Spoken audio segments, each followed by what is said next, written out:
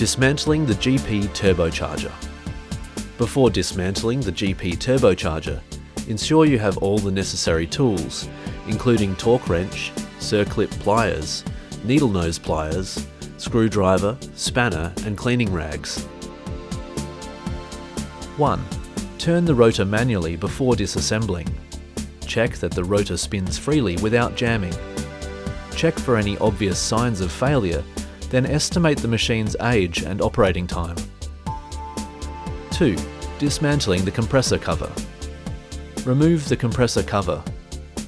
Check the compressor cover's inner surface for any scratches and check the wheel for any signs of damage. 3. Dismantling the turbine housing. Remove the turbine housing. Check signs of wear on the inner surface of the housing and wheel. Look for any cracks or damage. Observe the condition of the piston ring while the turbine is rotating and see that it is working smoothly. 4. Dismantling the cartridge.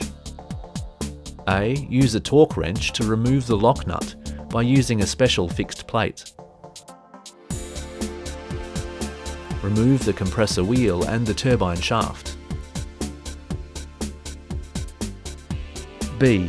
Clean the surface of the compressor and turbine shaft and check their surface condition. Check for wear and damage on the surface of the turbine shaft.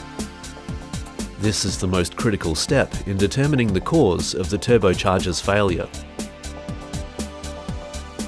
C. Remove the back plate.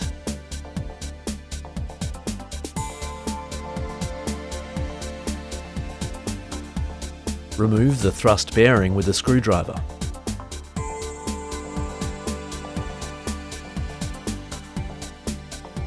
Clean the thrust bearing and sleeve and check their surface condition.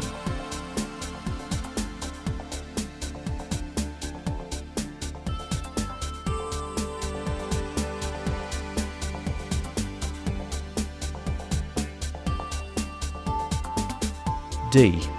Use needle-nosed pliers to remove the retainer.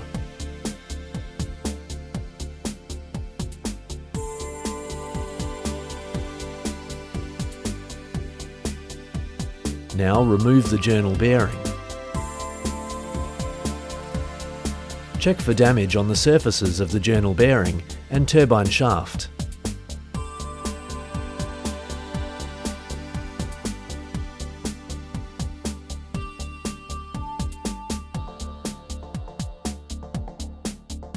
E. Check the intermediate mounting surface. The installation hole and other locators should be clean and free of any obstructions or contamination. The majority of the dismantling work is done. Now it's time to perform an analysis and write a final report.